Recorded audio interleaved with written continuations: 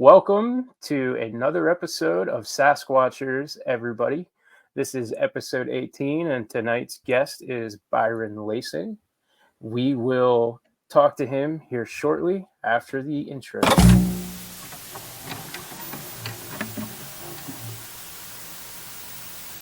truth is out there. Never stop looking. Never be sheep. Always disrupt. We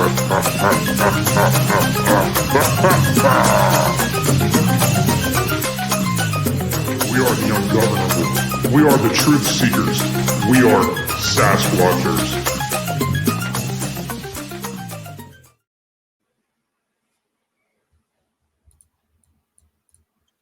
Okay, everybody. As usual, it is Andrew and John, and we are talking to an awesome guest. We're excited to get into things. Byron is an author and an alien abductee, and I'm not gonna butcher his story by trying to speak. And a for musician. him. And a musician. Also a musician. We will include his links in our description, as we always do, and you guys can go check his stuff out. I did listen to it a while back when we first started chatting. I enjoy it immensely. How are you doing tonight, Byron? I'm doing very good. That's excellent to hear. I want to thank you for coming on to the program. I know that's not always the easiest thing for some people to fit into their schedules. So you have our gratitude. I was looking over the materials that you had sent so that I could be refreshed for this conversation. And man, you have had so many experiences. And I don't think there's anything better than a good origin story. So if you don't mind, we can start at the beginning and just see where the conversation goes. Sounds good. Awesome. Now, go ahead. In my book, it says that it started in 1955, but one day I suddenly realized that it actually started in 1956. I see. Okay. What was your first experience then at around the age of 6 that you experienced? Well, Mom would always put me to bed, and she would walk me into the bedroom, and she would ask if I wanted the hall light on, and I would usually say yes. I would always say yes. And she'd tuck me in, and then she'd walk out of the room, and I'd watch her leave, and she'd turn off the light, and then she'd disappear down the hall. Well, one night, I turned around and she had left, and there were 3 little men at the foot of my bed, and their head and the tops of their shoulders were sticking up above the mattress. And the beds were higher. This was an old iron bed, and they were higher than the ones are now that you buy. Even the ones for adults are higher off the ground. So I flipped out because there were 3 people in my room, especially since they were so small and they looked strange. And I yelled for my mother, and she came back in, and I turned around and watched her come in, and she asked me what was going on. And I told her, and I turned around, and the little guys were gone.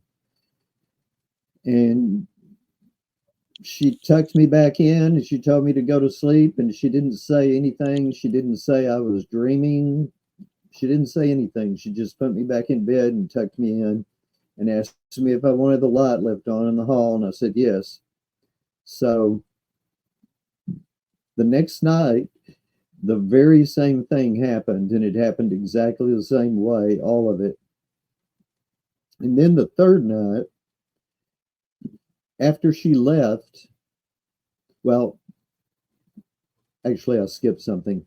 The third night, she sat down on the bed and she said, "Son, if this happens again, don't call me in here because they're not going to be here when I come in. You're just going to have to deal with them yourself. And then she tucked me in and left the room, and I turned around and they were back. And also, I noticed that there was a creature, a guy. He looked like a pirate. He looked sort of like Captain Hook. He had a big pirate's hat on. He had a vest like they wear, or a coat like they wear. And I couldn't really see his legs very much. And he was sort of dancing around real weird, which I later learned was actually the way he walks. And suddenly I couldn't move. It was like my hands were tied. I managed to move my head and I could see that my hands weren't tied and my legs weren't tied, but I couldn't move. The bed began to circle in the room, rotate in one place, and the little guys moved with me, and the room got bigger and bigger and bigger. And this went on for just a few minutes, and the tall guy was still dancing around, and I was about to get really freaked out because I didn't like not being able to move. In fact, it's always been difficult for me to be pinned down, especially after this event. I can imagine. Yeah.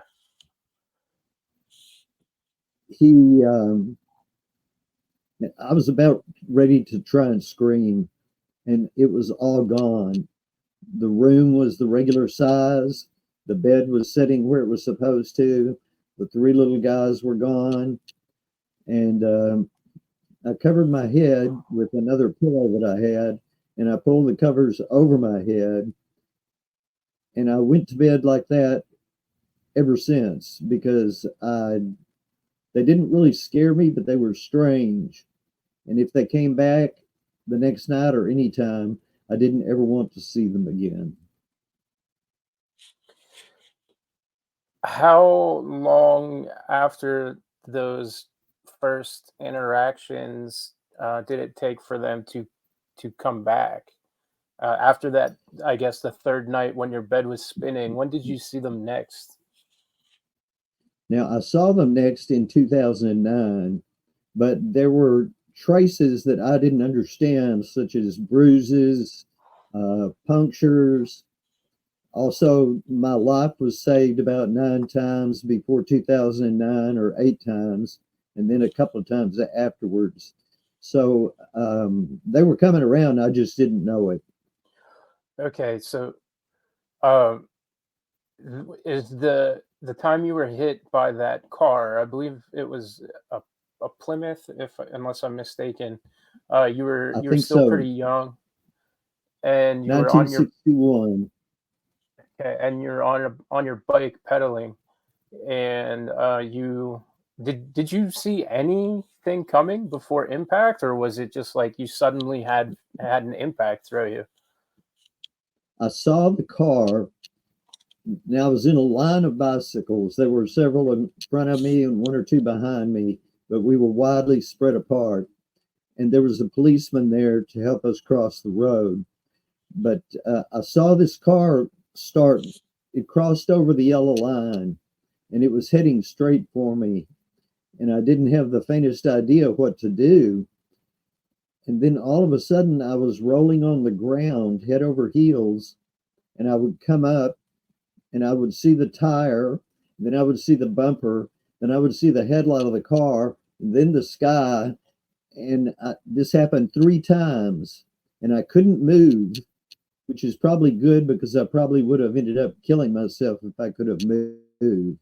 I rolled in front of the car perfectly, and then my body straightened out, and I flew between the top and the second wires of a barbed wire fence. And I Oh got one wow. little scratch. Yeah, there was a guy in 2009 that went through a barbed wire fence thrown out of a car, and he looked like he'd been through a cheese grater. He Yep. died. And I had this one little 1 inch scratch in my arm, and my ankle was twisted. And I was laying down in the grass because there was real tall grass in that side of the pasture. and the policeman was standing there, and I started to get up, and he put his hand on my chest, and he pushed me back down on the ground, and he said, "Don't move." And I said, "I'm not hurt, I'm fine." And he said, "You don't know. There might be something that doesn't even show up till tomorrow. I've already called your parents, and the ambulance is going to pick up your mother, and your father is going to meet you at the hospital."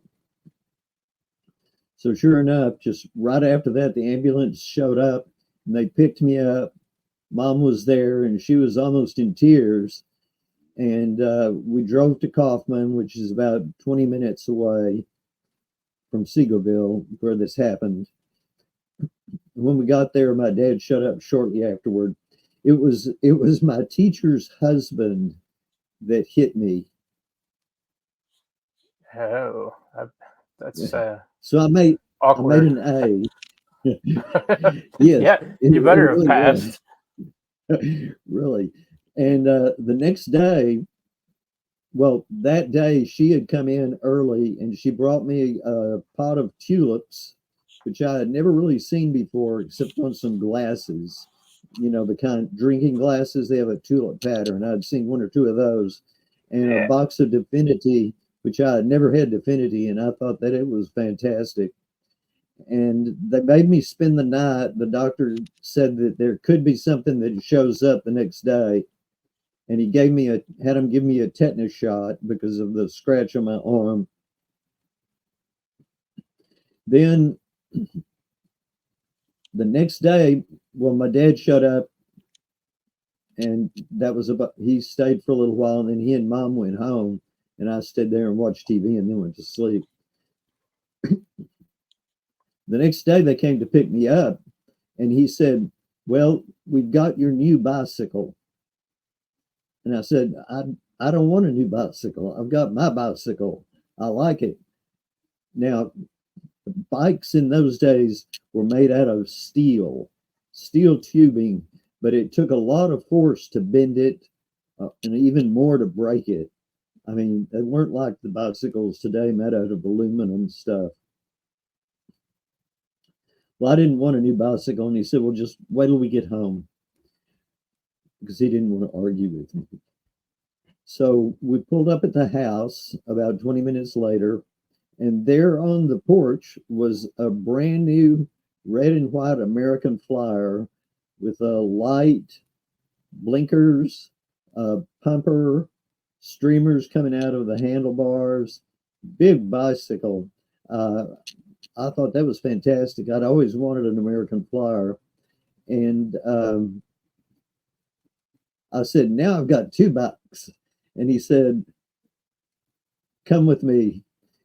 And he led me around the side of the house to the carport. And there, leaning against the wall of the house, was my bike. And if you had looked at it from up above, it looked like a crescent moon. And I laid it down on the floor, and the seat was about a foot to a foot and a half off the ground, whereas it should have been right on the ground or the concrete. And it was hit, obviously, right where I was sitting. And my father said that it was a miracle that there wasn't anything wrong with me. That was all he said. And he never says there's a miracle. I mean, it just wasn't his way of talking or thinking even. And so they had to get rid of that bike. It wasn't usable. Yeah, I would imagine so. I'm curious because that your experiences started at such a young age, and I was thinking about what you had mentioned that your mother had said when she said, Don't come get me again because they'll be gone by the time I get here."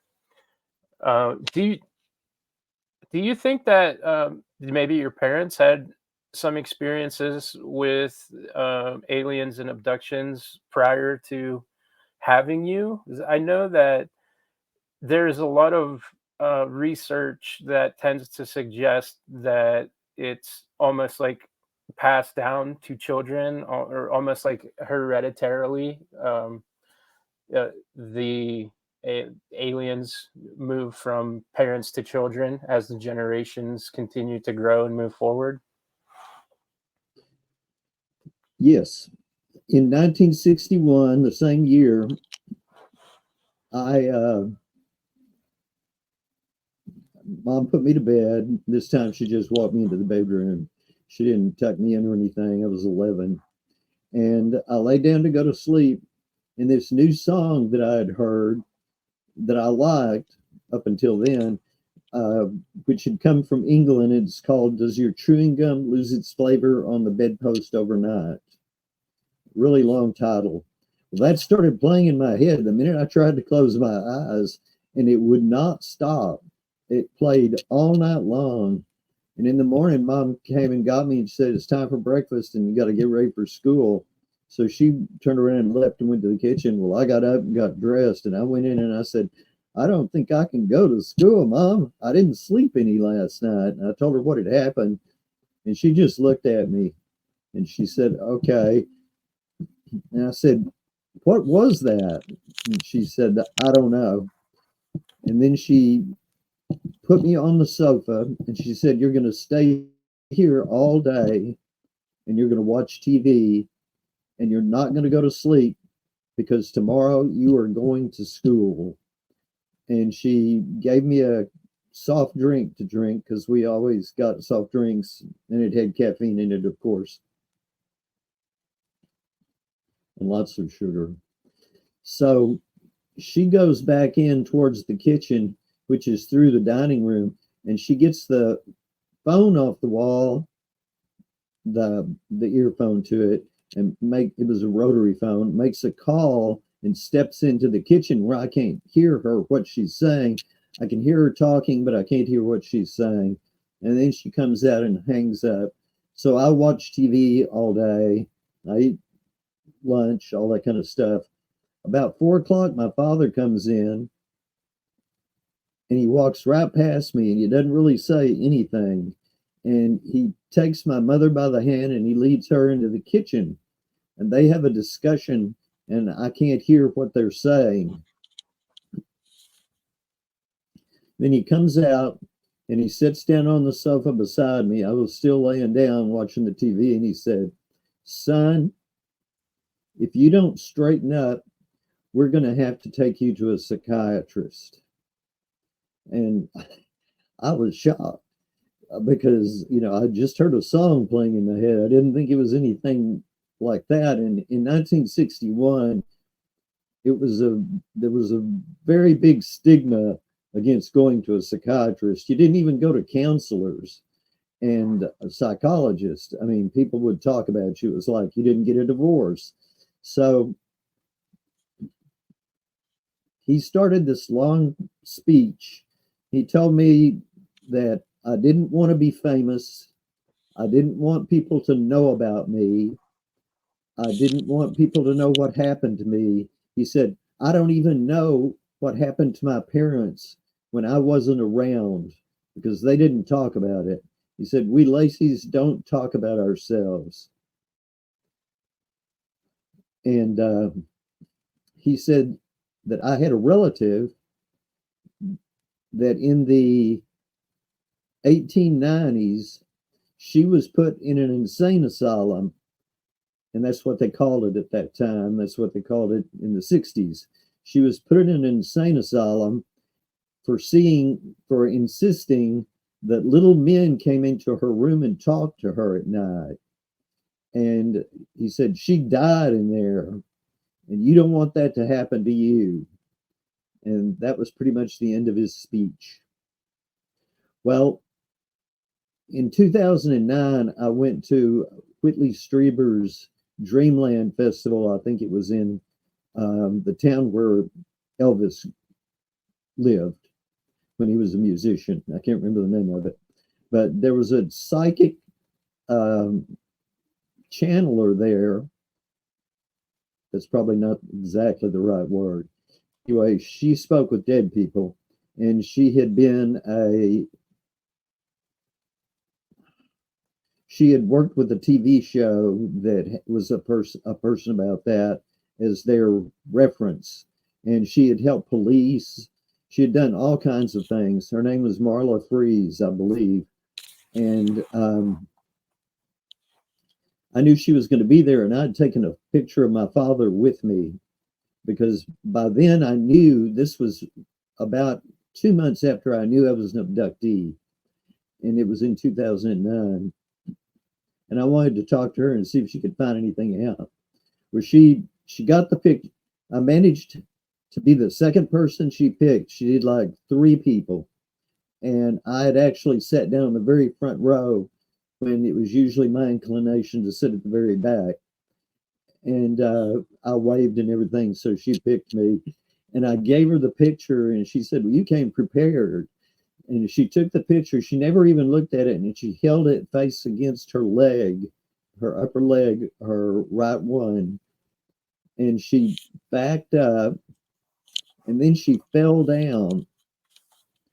And she said that my father had pushed her and that he was trying to show me how he died so I would know it was really him. Now, he had died because he fell and broke his hip, and they put him in the hospital, and he refused to let him give you the decoagulation shot after he woke up from the anesthetic because he thought he was in a prisoner of war camp. And he didn't want him giving him any shot. And the next day, a blood clot let go in his leg and he died. So she was right about how he died. And I asked her to ask him if he knew about the aliens. And she said, "I know everything." And of course, my father thought he knew everything. And so it was just like something he would say. And then she said, "You're a 4th generation abductee. It was your great grandfather, your grandfather, your father, and now you." And then she said, "I want you to tell them." She told me to tell them about something, and she turned around like she was talking to somebody. And I told this story, and I can't remember what it was about at that time, and it wasn't important. But later that day at lunch, I went up to her and I thanked her for doing the reading for me. I told her it was very informative. And she said, "Well, I have a message for you." She said, "Your father told me not to tell you in front of everybody because you might get upset." And she said, he told me to tell you that he's proud of you and that you're not aware of that." And I started to cry, and I actually turned around and I said, "Thank you," and left. Yeah, well, that's an incredible experience for sure. Definitely. I can only imagine that that your emotions were all over the place at that point. Not only to hear something like that, because it sounded like that might not have been something that you had heard from your dad much, but on top of that, to reach the validation of uh, finding out that you are in fact an abductee, and that the things that have occurred to you actually did occur. I can only imagine what you were going through in that moment. Um, Insane emotions just flowing. I can only imagine. Um, if you didn't reach that conclusion until 2009 that you were in fact an abductee, um, how did you correlate all of your experiences throughout your lifetime up until that point to alien abduction? Well, I had told people all these stories, and they all thought guardian angels were looking after me. They all thought spirit guides were looking after me. They all had all kinds of explanations except aliens. So I had this friend that I had known for several years, and he had been researching the Illuminati, aliens, the royal family, all kinds of stuff. Before there were even computers, he was doing it in books. And I had told him all of my stories, and he also always patiently listened to them. Well, that particular day, or the day before, I was eating dinner in town, and it was about 6 o'clock, and it was wintertime. It was getting dark. No, it wasn't. That was a different event. It was, doesn't matter. It was still light. I was in front of Walmart, and there's 4 lanes and a turn lane in front of Walmart, the biggest street going through town, North Street. And I was stopped at a stoplight, and this disc appeared in the air about the size of a dinner plate at the end of the stoplight above the turn lanes, and it expanded into about 6 to 8 feet tall and 6 to 8 feet wide. And it looked like it was made of swirling water or something. And it was like the Stargate that Kurt Russell was in the movie Stargate with Kurt Russell, but it didn't have a frame around it. And a psychic later told me it was plasma, but it looked like water to me. And I didn't even think about plasma. And I watched it, and I looked at the people around me. Nobody was staring at it. And I'd look at it, and I'd close my eyes and open them up, and it was still there. I'd turn my head, and it would stay right where it was. So I knew it wasn't in my head, or it would have moved with me, and or I thought it would. And all of a sudden, it exploded into the air, and it fell down like drops of water, but it disappeared before it hit the ground. And the light changed, and we all left. I told my friend about it on the phone when I got home, and he didn't have anything to say, which was sort of weird. But then I went to bed or did whatever, watch TV. Then the next week, on the same day, the exact same thing happened. This time I didn't tell him about it. And the next day, we would walk every day at the creek in town through the park and everything, because it's a nice long walk for exercise. And I told him it happened again, and I told him about it, and he didn't say anything. And we got to his apartment, and we got inside, and I was getting ready to go home, but I said, "Hey, what do you think about what happened? You haven't told me. What do you think happened?" And he said, "Do you want to know?" I said, "Yeah, I want to know. That's why I'm asking you." He said, "Do you really want to know?" I said, "Yes." He said, "Are you sure?" I said, "Yeah, I'm sure." And he said, "I think you're an alien abductee." And I said, "You're crazy. What do you mean?" And he said, and he just turned around and he wrote some things down on a piece of paper. And he said, "Look at these when you get home." And he hands me this piece of paper, and I look at it, and it's got 3 web addresses. So I go home, and I fold it up and sort of crumple it up and toss it on my desk, and then I go watch TV. And all week long, he'd keep going, "Have you looked at those websites?" And I said, "No, I'm going to." And finally, after about 5 days, I went, "Well, I'm going to go ahead and look at them because I'm tired of him bugging me." And the first one, it had 99 questions for you to answer. And it said, if you answer like 80% of them, you're probably an alien abductee and you might want to talk to somebody. Well, I think I got all but one, and then the questions that were for women as a yes. And then I looked at the next website, and it was the same thing. And I did the same thing again. I answered all the questions yes. And on the third side, I saw the questions, and I didn't even mess with them, but I got this thing about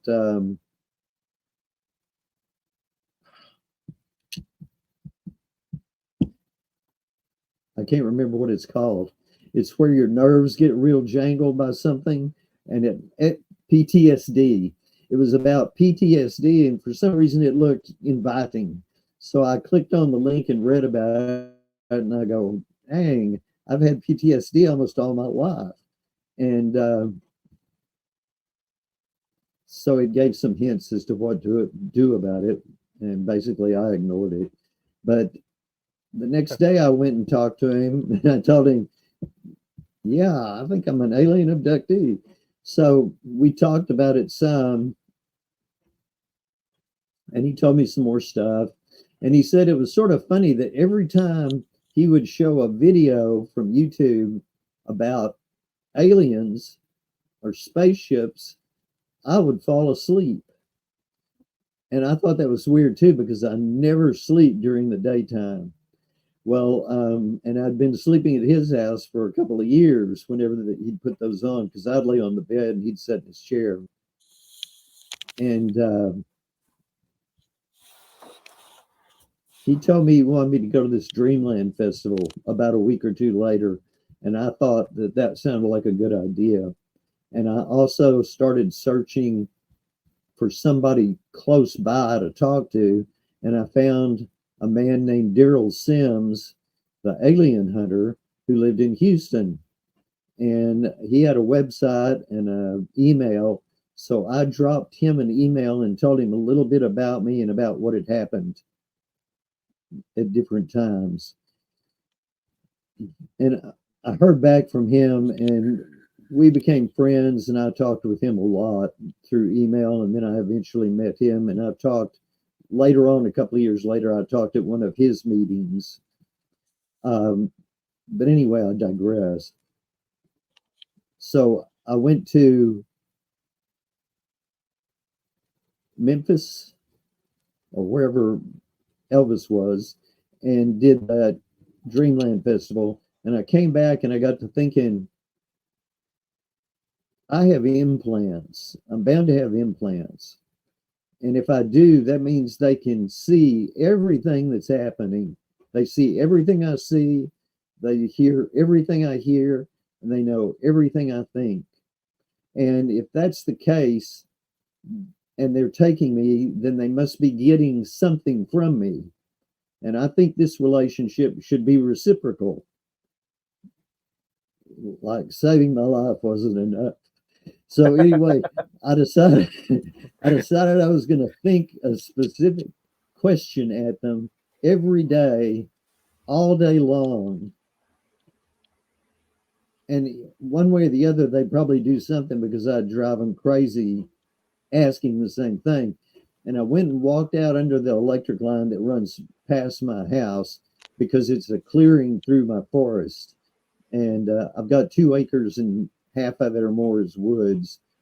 So I'd walk back and forth, and I would go, I want to know what's happening. I asked a lot of things at first, but I boiled it down to, I want to know what's happening to me. I want to know if you're taking me. I want to know if I'm crazy. Because at that time, I was still worried that I might be nuts instead of abducted. And I did that for 5 days or 4 days, 4 days or 5 days. And then that night, which was a Friday night, I was playing a gig for the first time in years since I was in high school. I was going to sing some country songs at the restaurant. And I came in there and I went in there and I started my set. There was about 20 people in there. And I started forgetting the words to all the songs. And I would make up the words. Of course, they all knew what the words were because they were all country music fans. But at my break, this guy comes out of the audience who ended up being a very close friend of mine and teaching me to play bass guitar. Jimmy Daniels, he said, look, I'm a guitar player and I've done it professionally. You give me your guitar and you get your words out of your guitar case and we'll finish up your set. You can just sing. So we did, and it went great. Then I went home and it was close to midnight. I needed to go to sleep. So I got in bed. I turned over. Couldn't go to sleep because I was still excited from playing in front of everybody. And I put on a CD for meditation. that had an entrainment track in it.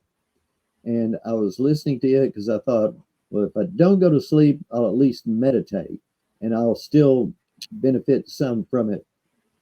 And so I got really relaxed. And then all of a sudden I was in a hammock, but it was hung from side to side instead of end to end. It was hung side to side, and I was in it, and it was made out of some strange material that looked like thick parchment or leather or something. I don't know what it was. And I reached up above me and grabbed hold of the opening, and I pulled myself out, and I realized I didn't have any clothes on. And then I thought about the fact that I didn't have any clothes on when I went to bed. And then everything looked blurry, and I reached up to get my glasses to clean them, and I didn't have my glasses on, and I don't wear them in bed. And I went, holy crap, I'm in a spaceship. And I got elated by this thought. And then I heard there was an opening over to one corner away from me, and there were 2 other or 3 other hammocks in the room with me. I think there were 2 more. Nobody seemed to be in them. I heard this noise and I went, oh, expletive. I don't think I'm ready to see aliens right now.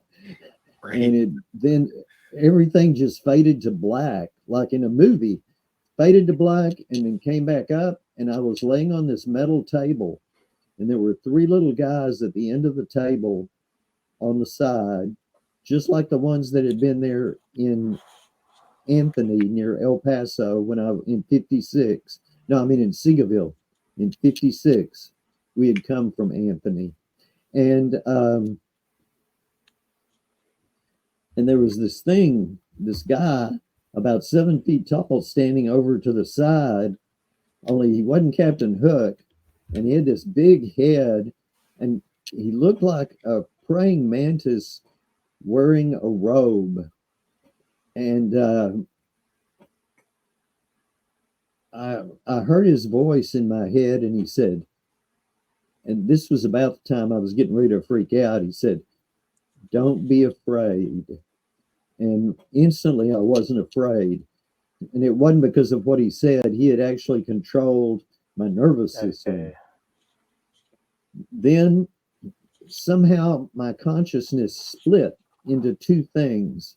And one of them was in the ship, and one of them was in the bed. And I told this to Daryl, and he told me that they can do anything to you psychologically they want to. And they probably did that so you would be calmer, that they could make you see from the bed, even though you were in the ship. And because they can control your perceptions. So. Do you remember what the inside of the ship looked like? No, it was just very plain gray walls. It was like gray all over. There wasn't much to it. And I couldn't see well without my glasses. But sure. Suddenly I could see me laying there on the table. And then the picture changed to black and white. And it closed in to where I could only see me from my neck to my knees laying on that table. I couldn't see the 3 guys, and I couldn't see the praying mantis, and it changed to X-ray, and I could see inside of myself. I could see my organs, I could see everything. And then I saw a tube, and they did the anal probe on me.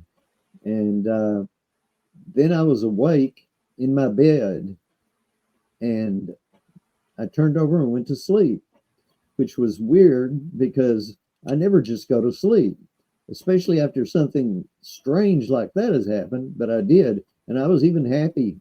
The next morning I woke up and I opened my eyes, and then I went, wow, I was on a ship last night.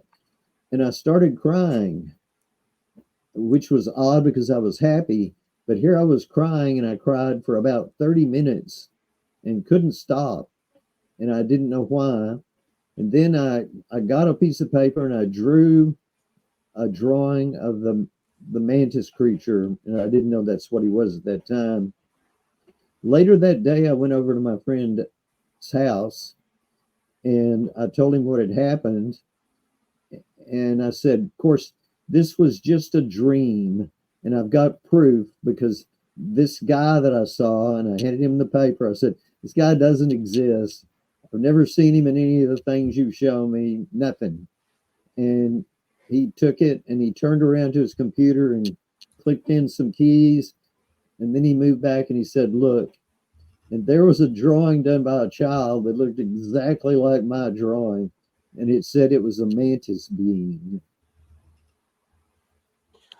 Whew, wow. Again, almost experiencing like instant gratification, I would imagine, is something that in that moment, like mixed in with confusion, and there had to have been at least some kind of understanding that it's real. This is happening, and I I can't again. I can't imagine this.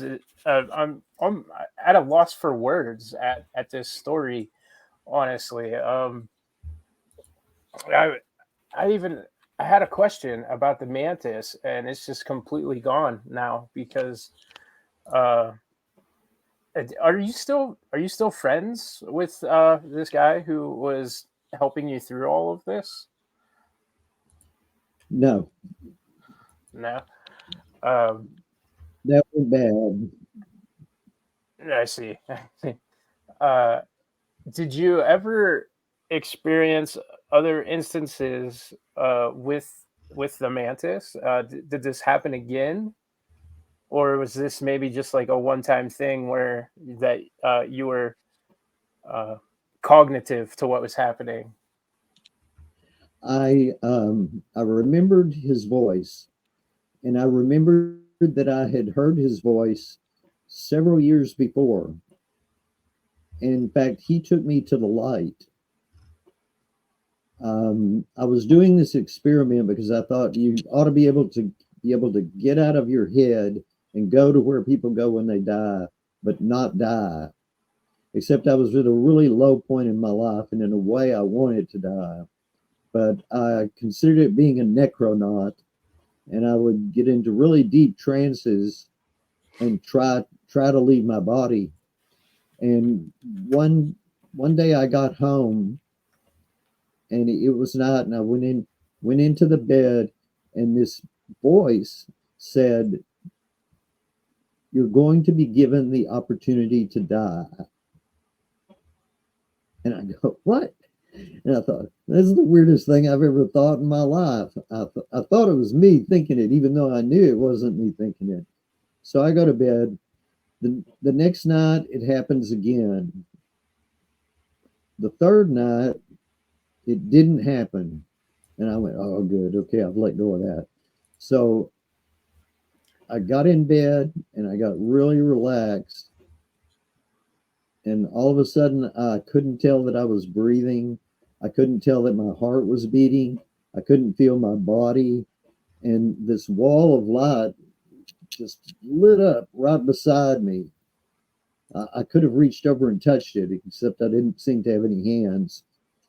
And things started leaving me, psychological hangups, negative things, all those things started leaving me. Everything from my childhood, all my burdens, that's one way to put it. It just all left.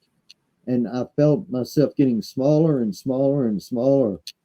And suddenly I was about the size of a pencil lead. And I felt better than I'd ever felt before psychologically. And I had this feeling that I could move into the light that was next to me. But for some reason, it didn't dawn on me that it was the light. And I thought I could move into it, but then I thought, well, what if I can't get out? Or what if I was having a heart attack or something?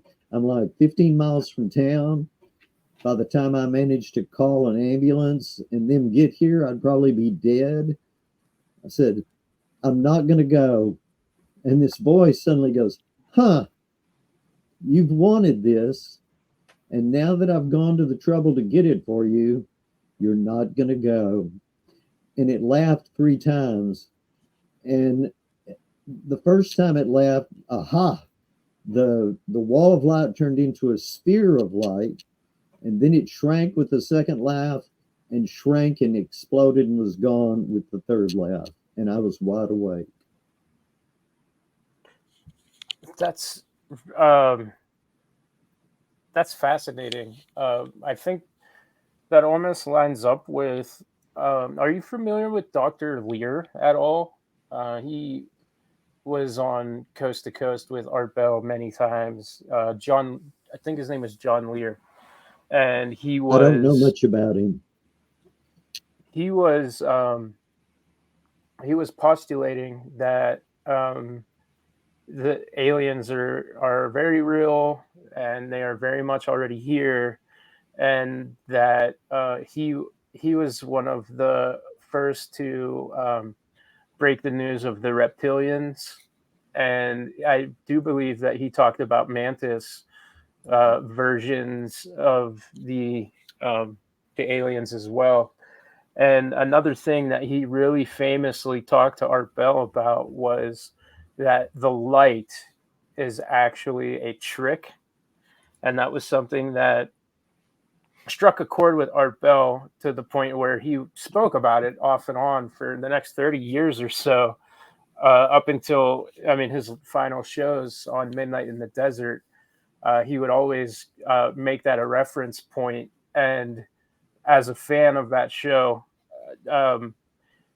it's kind of always kind of been ingrained in my head because it was always talked about. And so my question now is, with everything you've experienced and learned over the years, do you think that was nefarious? Do you think that was a trick? Or do you think it was something that was genuinely meant to help you? Well, first off, I think they knew that I wouldn't go, but they would have let me, and I probably would have stayed, because they seem to know our past, present, and future all the time. There have been things happen to me that there's no way they could have saved me without knowing it was going to happen and be there. And I think that when you go through the light, you meet your relatives and all that stuff, and you're there. But I think that's where you fall into the reincarnation machinery, and you come back here. And I turned away. I didn't go, and nothing bad happened to me. And I think when I die, I'm going hopefully to not go in. So almost like to enter the light then is to be reincarnated, return, do it over again. But you think or hope that there's a second option, so to speak, so that you can maybe ascend higher than that and not have to go through it. Right. Have you ever read Many Lives, Many Masters by chance? No. It's a really good book that covers all of that. It was one of the first forays that I had on this subject, and before I had read that book, I never would have considered reincarnation as something that existed at all. And by the time I was finished with it, I was like, this is absolutely happening. This is 100% true. I can't remember the author of the book off the top of my head, but that was an incredible book. I highly recommend it. Another question that I have, because it's of great interest of mine, and I wasn't expecting you to bring it up. You had mentioned trying to leave your body, and out-of-body experiences are something that not only do I really enjoy learning about, I have had experienced one myself, and it took only a couple of days of practice for me to achieve it. And once I did it, I found myself looking at my ceiling, and I realized, the ceiling is way too close. What's going on? And then I looked down and I saw my body, And I immediately got scared, and I was like, "Oh my god, I just died, man!" And I snapped back into my body, and I woke up. But uh, I know out of body experiences tend to sometimes go hand in hand with alien abductions, not even necessarily that the one causes the other, but can sometimes be misinterpreted as the other. So I was curious if you had any other experiences with OBEs. I've had 2 OBEs where I tried to astral project and managed to do it twice. Now, I've been taken out of my body by the aliens. In fact, the biggest experience I've ever had, or the most important to me, was I was getting these psychic readings from a psychic in England, and she would send me an MP3. Send her some numbers, maybe a color, my birthday, all this kind of information, and some questions. And I got readings for 3 years. The first 2 years went by, and at the end of the year, everything she had said would happen had happened. The second year, everything she said would happen happened. So it was close to the end of the third year, and everything had happened except one thing, and it couldn't really happen. And that's, she said, yes, you're an abductee, but you don't realize this, but you're one. You may think I'm crazy for saying this, but you're one of them. And she laughed. And I thought, maybe, and I had known this ever since I got the reading for a year, but I thought, nah. And I thought, well, maybe there's something to it, because everything she's told me for 3 years has happened. So I got into a very relaxed state. I got into a meditative state. I thought about how I didn't fit in with my family. I thought I didn't fit in with society. I mean, I felt like a baby left on my parents' step.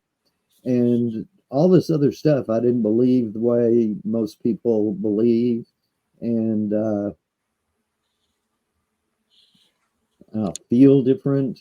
And suddenly, emotionally and intellectually, I believed it to be totally true.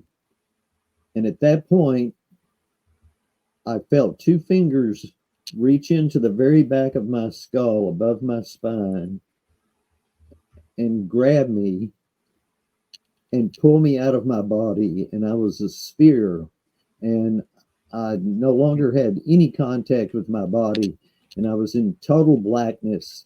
There were no phosphenes in my eyes or anything.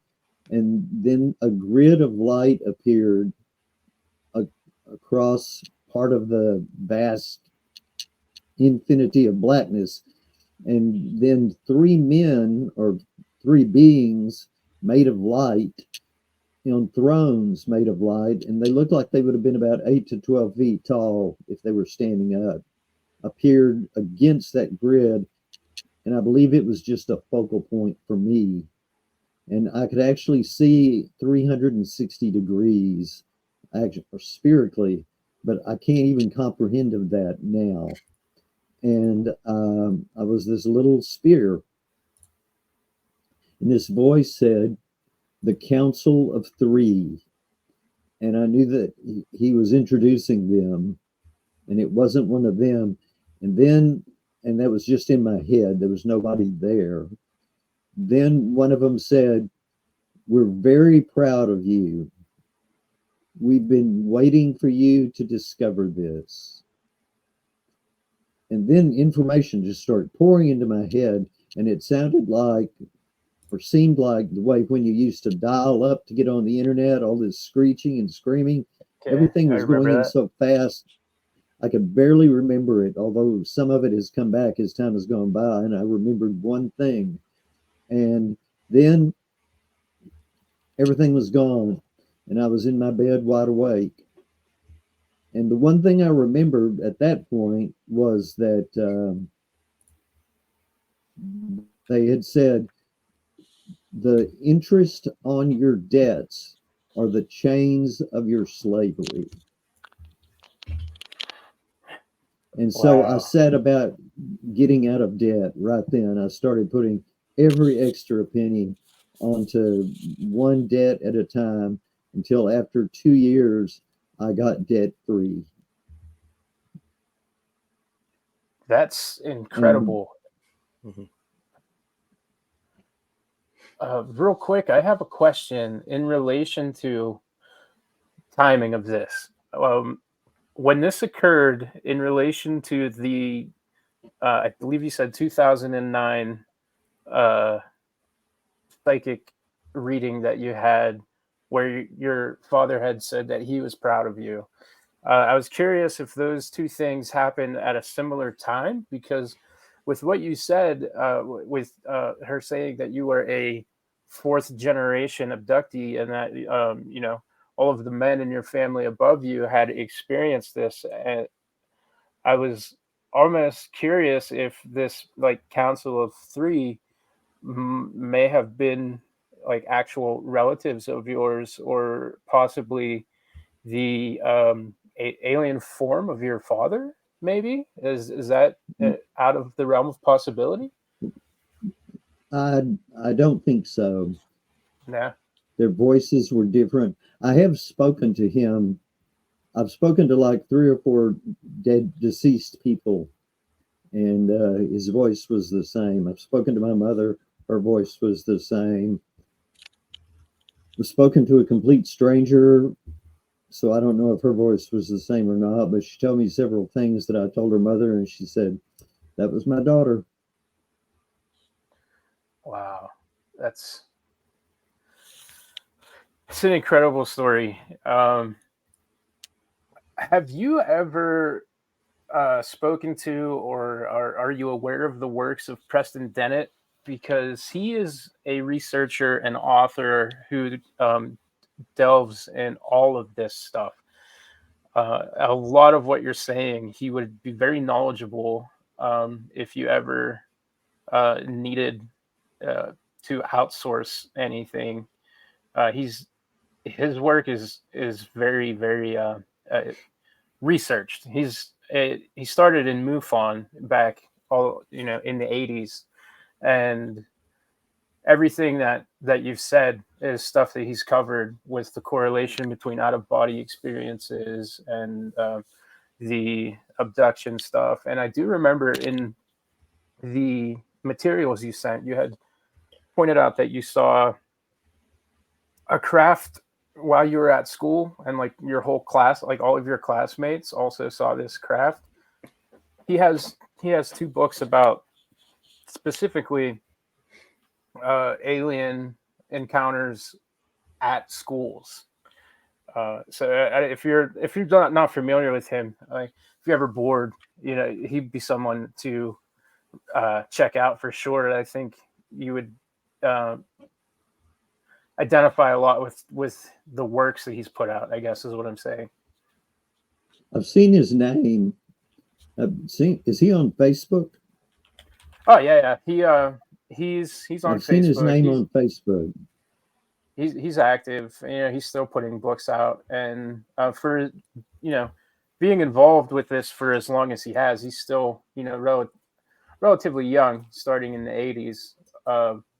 But yeah, this is an incredible story, and unfortunately, we're not able to get through all of it, at least tonight. I would love to have you on again sometime, I'd be Byron, so glad that to. we can continue to Absolutely. talk about this stuff. It's I did. I wanted to add one thing to while the discussion about the mantis was going on, is I remembered, so I had to look it up, but I remembered that they've found quite a few ancient carvings and things of mantis people in places like southern Africa and ancient Mesopotamia, and that, so like there's a historical precedence for these mantis individuals. They're really smart. They're like the smartest thing I've ever seen in my life or heard. I mean, you can just feel their intellect and their intelligence when they think thoughts at you. Hmm. when you're away from it, I know you said that in its presence, they're able to just immediately put that calming sensation over to you and almost kind of control the situation. But when you are away from that, do you still feel that same level of calmness, or is it something that, in retrospect, while you're pondering on it, it might be something more um, sinister or anxiety inducing? When I first realized after I got back from Memphis or whichever town it was, I started making a list of everything that had happened to me. And I started realizing that everything that had happened to me wasn't guardian angels, it were the aliens. And I saw in there that 8 or 9 times they had saved my life, and I wouldn't be here if it weren't for them. And at that point, I was glad they were saving me. I was glad they were around, and I lost Yeah, all worry about it. absolutely. That's definitely a good positive outlook. They're obviously keeping an eye on you for a reason. Uh, it's funny as you're telling this story. There's a lot that correlates almost to instances in my own life.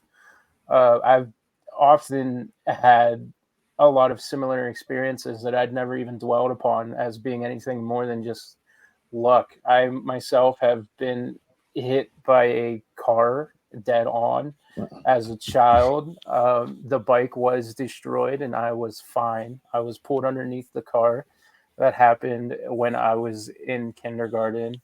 Later on in Wow. life, I was in several car accidents, including being struck by a Mack truck, and I walked away from that day. I left the hospital. Um, Things were very minimal, and so I'm starting to kind of ponder if maybe there might be something more than just strange luck in my own near death experiences. I'm gonna have to take a look at that, maybe try to do some regression therapy or something. But ultimately, then, they've saved your life and you're not fearful of it. So there's certainly a positive incantation to what's happening. So do you have anything other than your books or anything that you'd like to promote, discuss, talk about real quick before we let you go? I always like to give our guests the opportunity to talk about what they're working on. Well, I have my book that's on Amazon, and I do experimental electronic music that was inspired by some music that started playing through my CD player, and it wasn't on my CD. Now, instead of using synthesizers, they actually used orchestra instruments, but they were playing all random stuff, except it had this kind of order to it that made it more beautiful than our songs. And for 2 years, I tried to figure out how to do that, and suddenly saw a synthesizer for sale, and I bought it, and I started making records. And that's on YouTube, Amazon, Spotify, Apple. It's on 50 to 100 different places. And it is avant-garde. Now, my earlier albums, I've been listening to one of them called Learning to Live with Rockets. And I've realized that my earlier pieces still had parts of melodies in them. And in fact, I remembered at one point I wanted to get away from melodies. I've got to force myself to do it. Now, they're not melodic like regular songs, but they've still got some in there, and I actually like them now. I So those are think good. I listened to that very album on YouTube, actually. Mm-hmm. Yep. It has a But great cover. I only had one rocket. I had to take 12 pictures and layer them and finally just get it to what it is. Yeah, I like all of your music that I've listened to on YouTube. I highly recommend everybody else seek them out. I think the artwork that you accompany them is always really interesting to look at as well. Definitely check out his books, and um, we're gonna hold on to you just for a couple of minutes to make sure all of the audio and video is all set to go. And again, Okay. I want to thank you so much for coming on, and even just Yes, giving thank us a you. piece of your story, because it's incredible. And anyone listening should absolutely, take this as a teaser and look into his works. Go to Amazon, get the book, and read everything that he has to say. But until next time, everybody, thanks for squatching.